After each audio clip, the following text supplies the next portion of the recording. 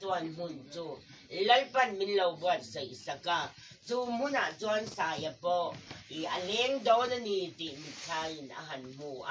alimom em mai ani chu bang inzan ina tui de win ho ura sakit mang tharau siang lim po in min chen chilin karing min kai swai le in karing hei in chung hei rong bol tu chung kwa anni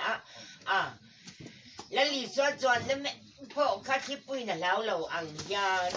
rong bol tu chung kwa te me po ni se thi na hian na lau chuang lo tu mai po in kan ma bak ani ti chiang ani chu bang in zan ina chu khopui lali so na thi se na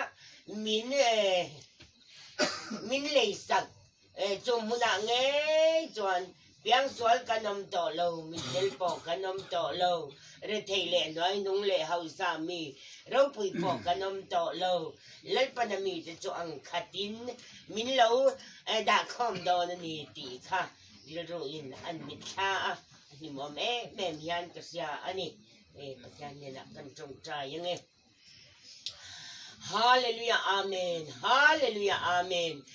hallelujah amen ne natulalpa ita ani hallelujah amen zan ina lalpa kan patyan hun magtak tak se alo thenga hei Bethlehem lama ka ulung kan phuna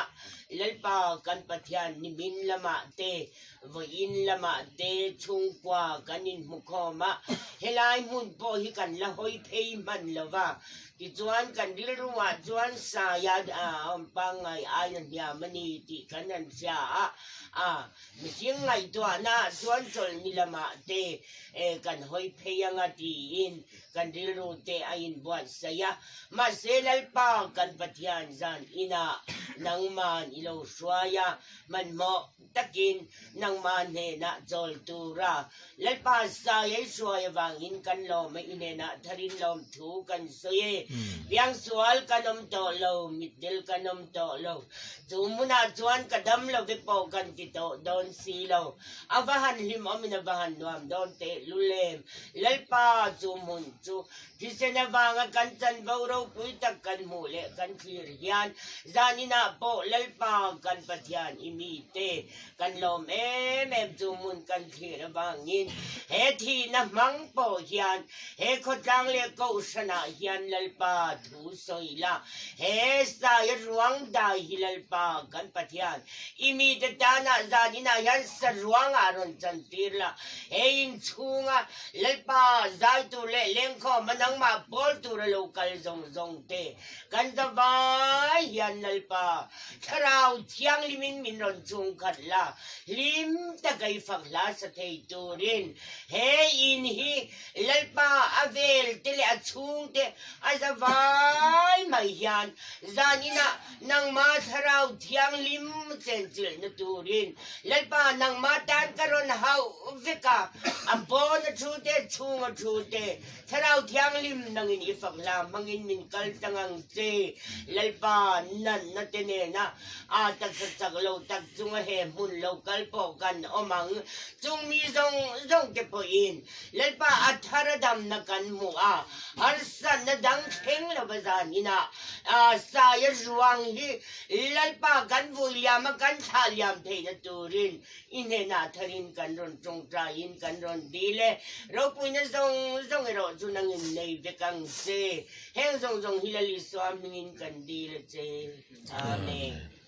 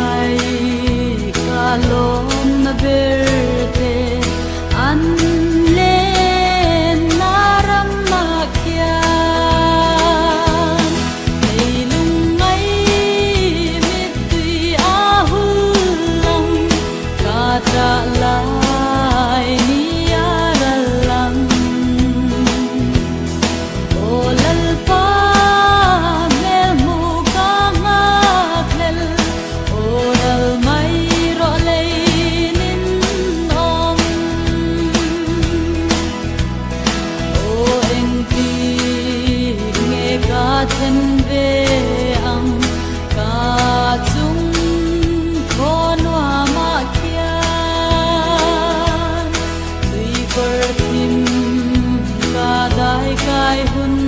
na tra na ram ka ngai lo nei lung ngai mit tui a hul lang ka tra lai ni ya la lang o lal pa mel mu ka nga khel o lal mai ro lei nin ong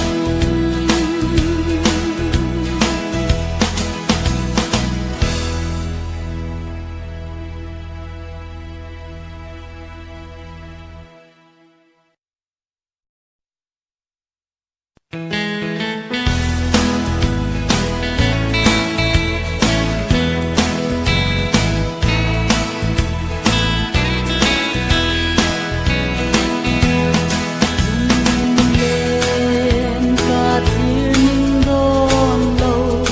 lei lung ngai pia rang so kam lai lung ngai chung dui jing hi ka pe lang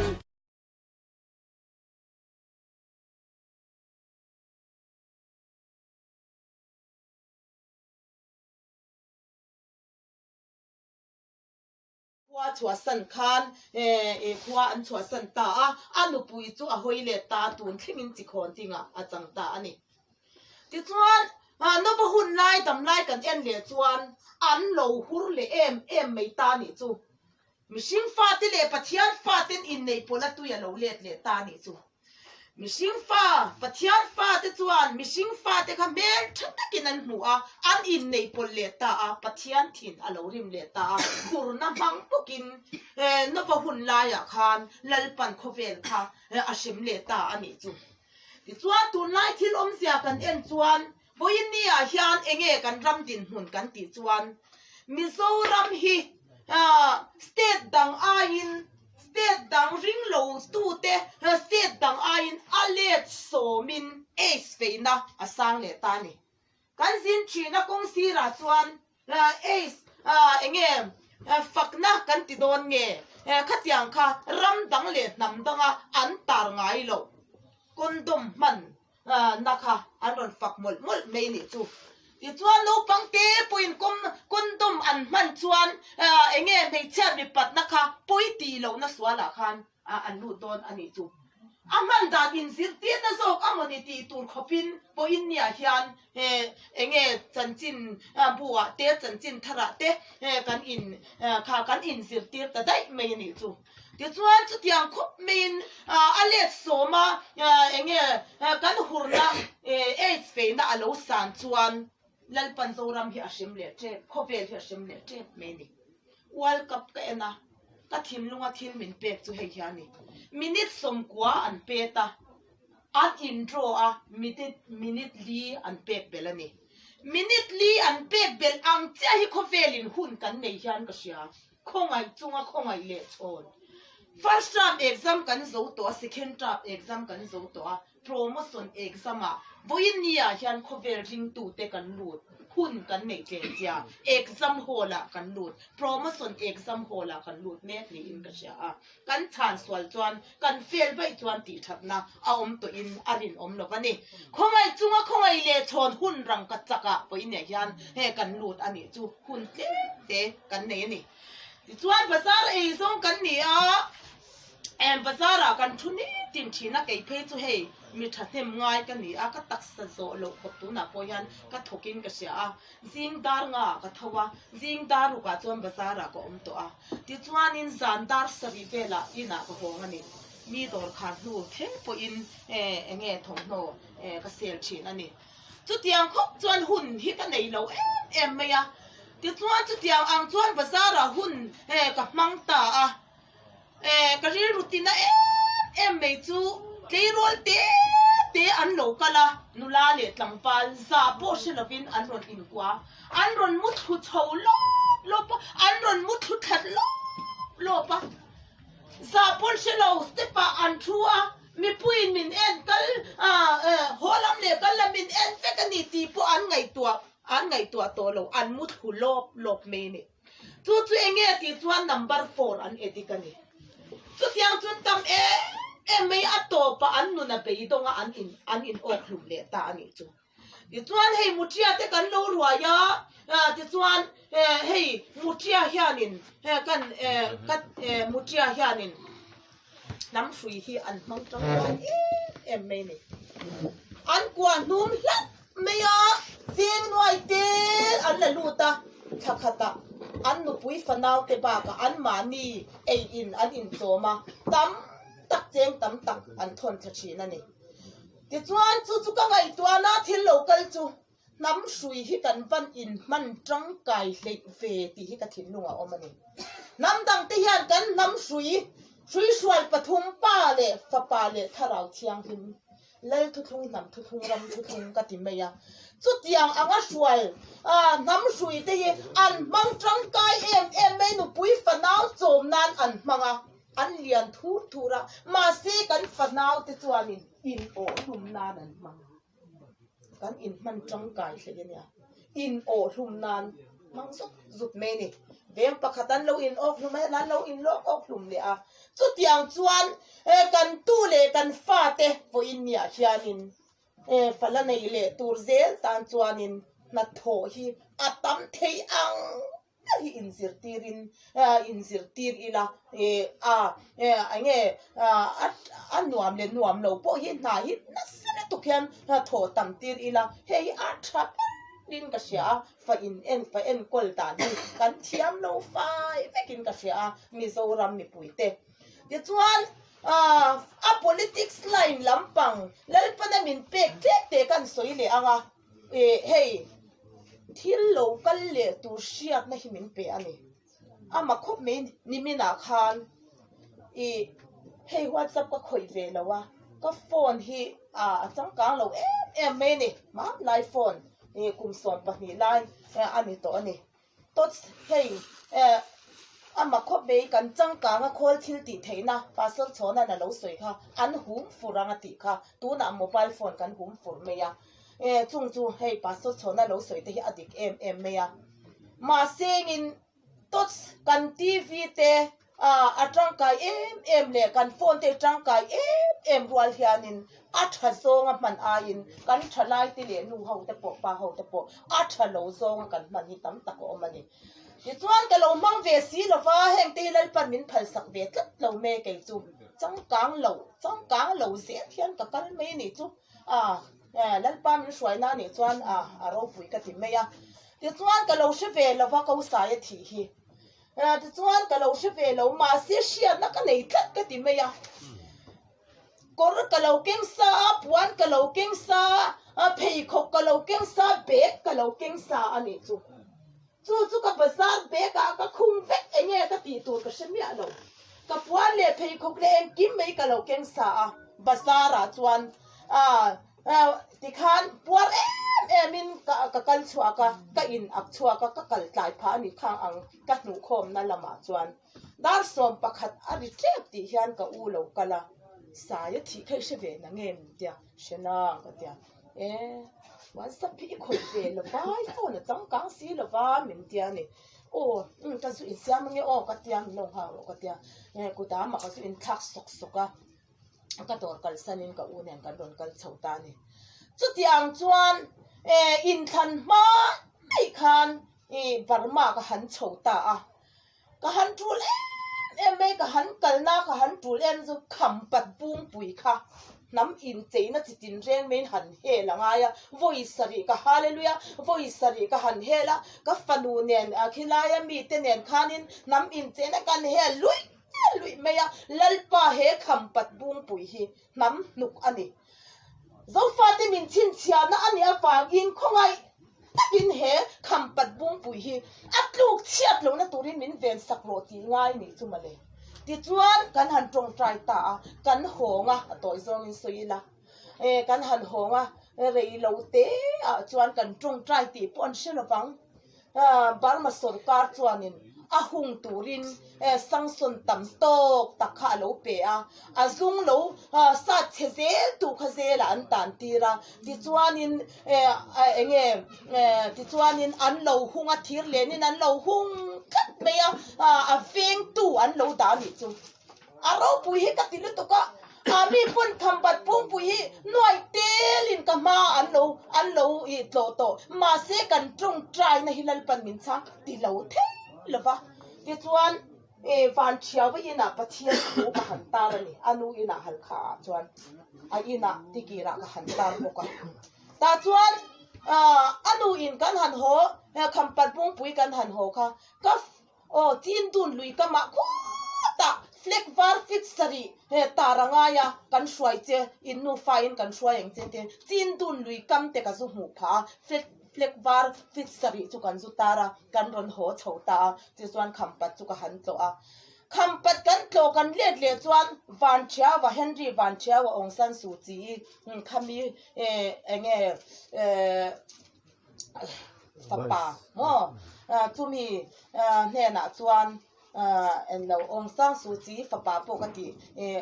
nuaya thok vice president ani ti chuan Henry van chia wa nu chuan min ron phone ta ni chu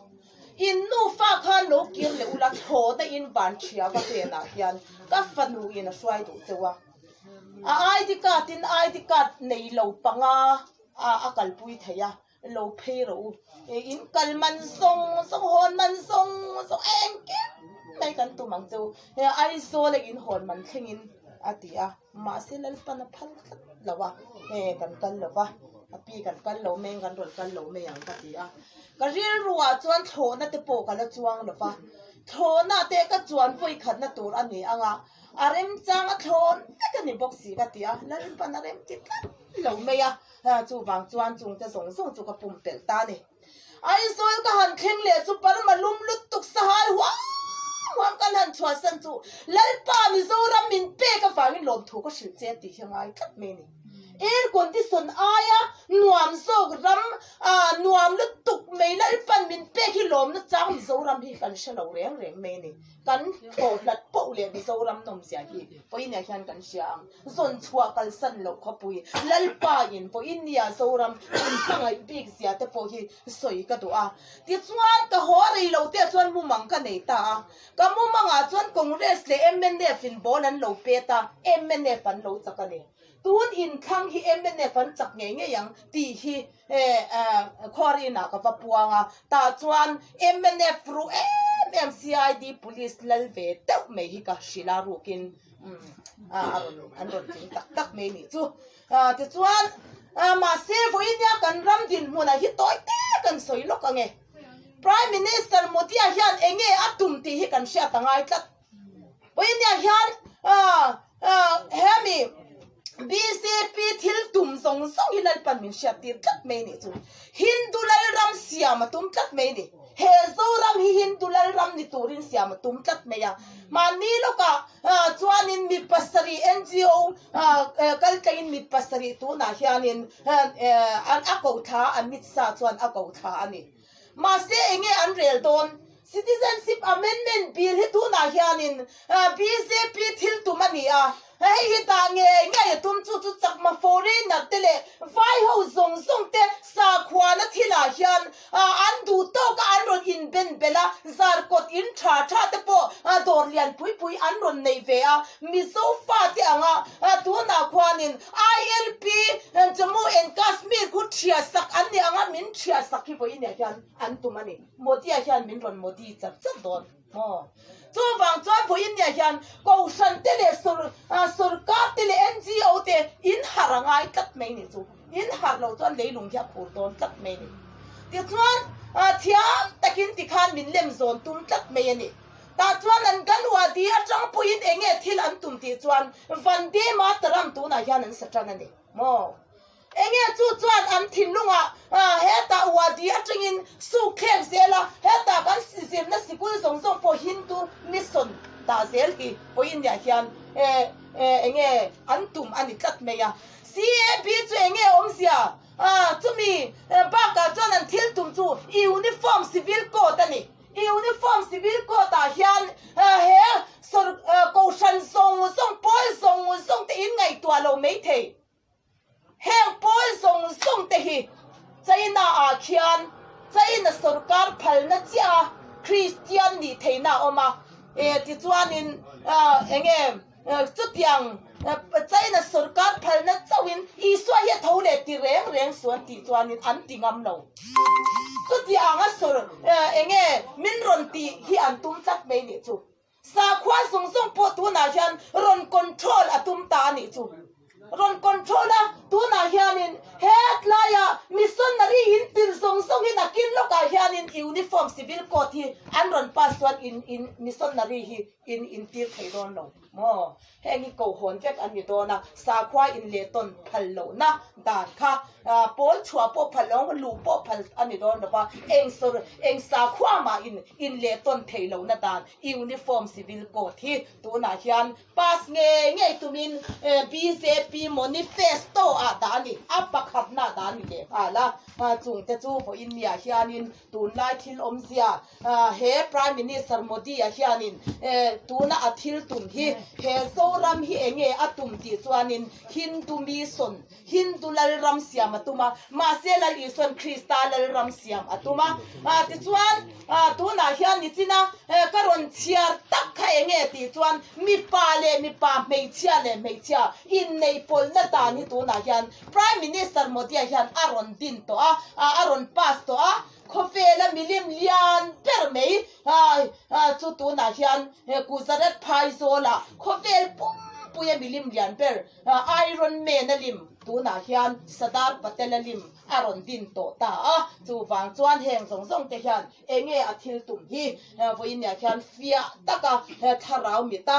kan chui angai le in ka sia chu wang chuan he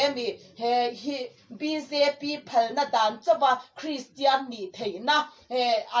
an tu ang chawa enge pathian piak theina dan hi tuna hian ron pas an tum ta ani chung song a chuan he mi finna setana finna he modia finna hi khal thei turin voinia hian lalpan atharau afa te hi ral thuam fam kima thuam hi adu ve poka chuta chuanin modia fa te le krista fa te hindu lal ram le krista lal ram voinia hian lalpan voinia hian siama avei lam le ading lam hi aron in chen to donani chu te chu soi ve ka duwa ka thin lunga khat ve liam ve zoi meya kan khovel thil kal phungte lalpan lu sha tir ve ze la thil local le tur te hi lalpan min ho tir soi tu tam ta ko ma se tia hona soi chen ani don le bani lalpan kan thu soi te thara min lo khatin mal min som ro se tong trai na kan mangang Hallelujah, amen. Kapa, rokui le thiang ni min mai chin tu, le van siam tu. Engkim chungaro rel chin tu, kapa he ko sa ye te po. Hallelujah, amen. Kapa setana chin chia na po phal ve lovin. Lalpa ka pathian nangin I chin chia I mangai. Lalpa ka pathian he kho ve la hian I thu ru Lalpa ka pathian I thu ru na awangin lom thu kan thil che ni. Hallelujah, amen. Kapa rokui le thiang him akal san tak apa te. Hallelujah, amen. Ule now lalpa ka pathian tu le fa te lalpa heng song te unaw ma mangai tu te song ne na hian tharau thiang him nang chulo in larin hallelujah amen ka pa ro pu le thiang him le lam en lova nang ma hallelujah amen ka pa ko sai mu thil na ko nga hian nang ma chulalpa mitini na kan lo thir chea hallelujah amen ka pa nang ma chuan ro puina lalpa kan no mu theu theina turin bo inia hian thu le la te lalpa ning in mal lo som la I ruai chu lo choi hiam la ti chuan ka pa he mu thil na kal tang lalpa buai na har sat na hallelujah amen ka pa hallelujah amen kal sana lalpa local khom te song le in seng so te song te hallelujah amen he khotlang ama mangai tu le ko san te chung khat leina te ale tam takin lalpa nangin malso mangche he in chung hi lalpa nangin chua san lo la nang lo duty tlatla nangin lo lua puila hallelujah amen a feli ni khandai virton lalpa nangin vengla kat pada mate po lalpa atha te chichakla hallelujah amen kapa ro puile thianim hallelujah amen nangin tamna pe a en kola kai swal zel turin le hallelujah amen kapa he in le lo hi nangin hallelujah amen chua san lava lalpa lua tlat turin I khongai na kan lalpa thole kristai ning thian kan ron ti ni e Thế thì vậy đấy. Rồi, bùi về.